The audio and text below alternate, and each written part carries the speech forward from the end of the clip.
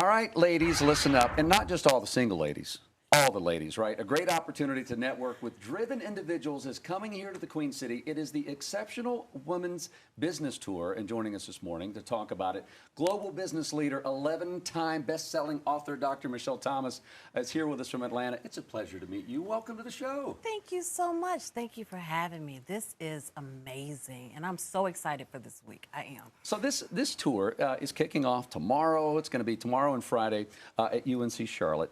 By the way, Beyonce, I know, is opening up for you She's tonight. opening up for me. I just wanted to let everyone know. Exactly. I thought so. As far as women business owners, women entrepreneurs, is this a good time to be a women business owner? It is a perfect time for a woman to start her business. With new technology and things that we have coming on, we've seen tremendous trends of numbers growing over the past couple of years. In 2022 alone, we had over 1,200 new businesses registered per day by women. And so they expected that number was going to start to trail off. But in 2023, we are now sitting at approximately 1,800 new businesses that are started per day, with 89% of those being women of color. So unfortunately, what our goal is to change the outcome of that registry. Women of color especially struggle with having that business to fail, topping over 50% within the first year. So this business conference is there to put those parameters, those principles in place to help you to build a sustainable business that makes you profit. Yeah, because it's one thing to start a business or start any goal for that matter, but if you can't sustain it, if you can't reach your goals and affect the community that you're in, then what good is it, you know? And so, okay, so when you say the word empower, I feel like a lot of people can give any kind of definition for that word, but how do you empower women to be the best that they can be? Access. Access.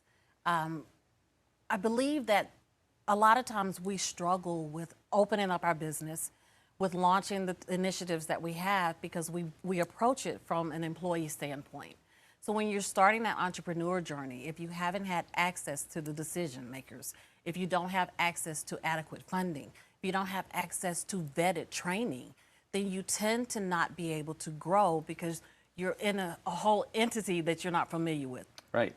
Yeah, you've got some exceptional tips on being an exceptional woman in business. I think these are fascinating. There are 5 tips that I want to share with you, that you're going to share with us. Number 1 is identify your resources. What does that mean? Absolutely. What we found, especially post-COVID, was an uptick in predatory-like promises of wealth that tended to market to women entrepreneurs, which escalated the numbers of failures that happened because of these practices. So knowing your, understanding and vetting your resources, there's so many things out there that a woman can do, or any entrepreneur can do, to start their business that doesn't cost you a dime. I love that. Doesn't cost you a dime. So learn those resources, have access to the SBA. If you don't have a local chapter of the SBA there are so many other nonprofits and businesses just like my network that can help you get started without any cost. Number 2, you say begin with the end in mind. What do you mean? Absolutely. My husband's favorite book is The 7 Habits of the Highly Effective People. And my kids, I have 7 kids. And so each one of them, 6 boys. Each one of them like dread that 18th birthday, because they know when they come downstairs, on the kitchen bar is a copy of the book with a note of their timeline to read it. Oh, wow. But here's the thing about that book. It has remained timeless because of the principles that he gave. So when I advise someone to build that business, I tell them or advise them to build 3 stages of growth, and then work your way backwards and build a timeline to accomplish that goal, build those objectives. Love that. But most of all, implement in place sustainable processes that you can use throughout those levels. You talk about building a community and how important it is to not do this alone and surround yourself with support of like-minded women or men if you're starting a business as well. Don't be desperate. And the last thing you have on there is research, research, and research some more. Yes, I can't express more about when you're stepping into this journey. there's never a moment that you need to stop learning. It doesn't matter what your bank account, what's happening with your business, what stage of business that you're in.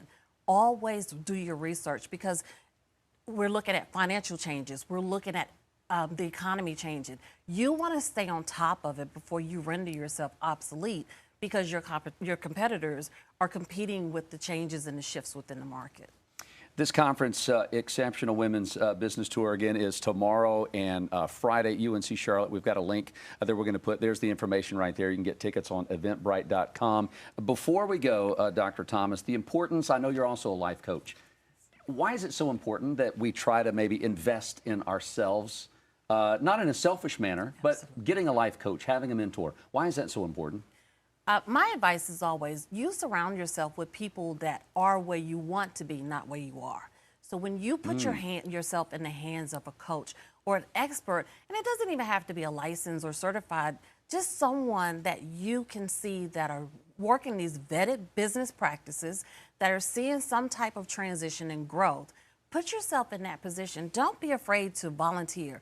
Find your mentor.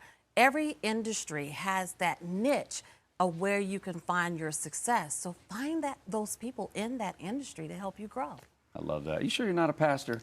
I'll just check it. All right. Felt like we had a little business church this morning. Dr. Michelle Thomas, thank you for coming in today. We appreciate it. Enjoy being in the Queen City. Again, we'll have all that information linked on our website at qcnews.com.